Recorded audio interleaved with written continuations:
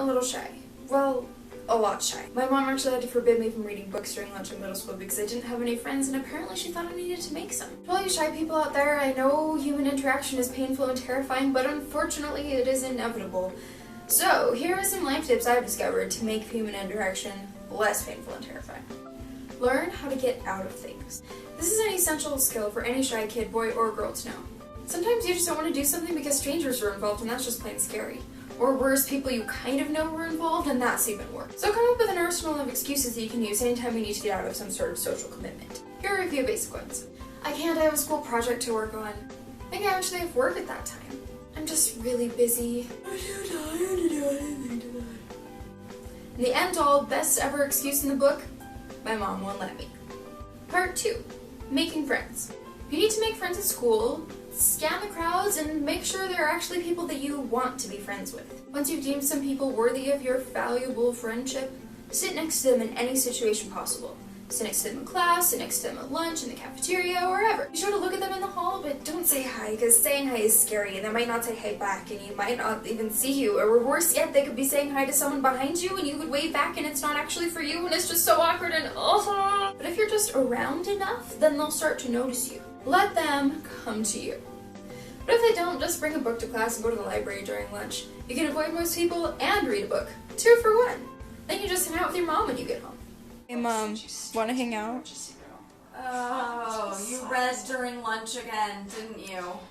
Part 3. Flirting. This unfortunately is even harder than making friends because the usual nervousness around people is amplified by the effect when attractive people turn you into a complete and utter idiot. So, to avoid any potential embarrassment, let him initiate the conversation.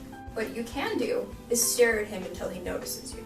But of course, you've got to look away as soon as he turns to look at you. Rule number 1 of surviving any social interactions, no eye contact. If he does talk to you, one-word answers are always good. You're less likely to kick yourself for playing it safe and for saying something stupid.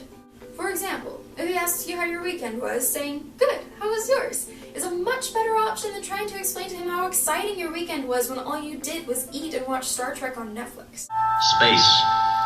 The final frontier. And if your one-word answers don't work, just give up. You can stalk him extensively on Facebook, or better yet, scroll through the Benedict Cumberbatch tag on Tumblr.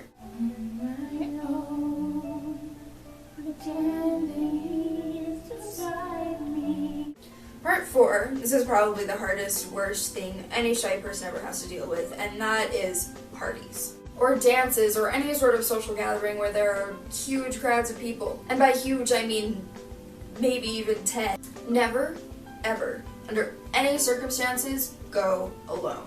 Because if you do, that means you have to find people you know in that huge, terrifying crowd of people and talk to them. Once you're at the party with your friend, make a beeline for the food. You can stall any actual interaction with people for a few minutes, and once you have a cup or a plate in your hand, it's a lot easier to look preoccupied.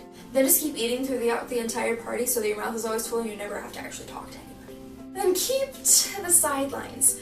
Away from the main crowd, you won't have to talk to people other than the people that you came with. It's also a better vantage point to see if people are coming to try to talk to you. You can use those couple extra seconds to stuff your mouth full of cheese puffs so you don't have to talk, you can let your friends take care of the conversation.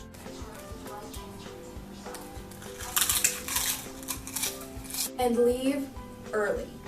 Or better yet, get out of it entirely by using one of the handy excuses from part 1. Well, there you go.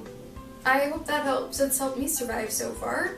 Still, probably your best option is to find a nice cave in the middle of nowhere and become a hermit. As long as the cave has Wi-Fi. And a mini fridge. Well, you're my best friend and I'm too lazy to get a new one.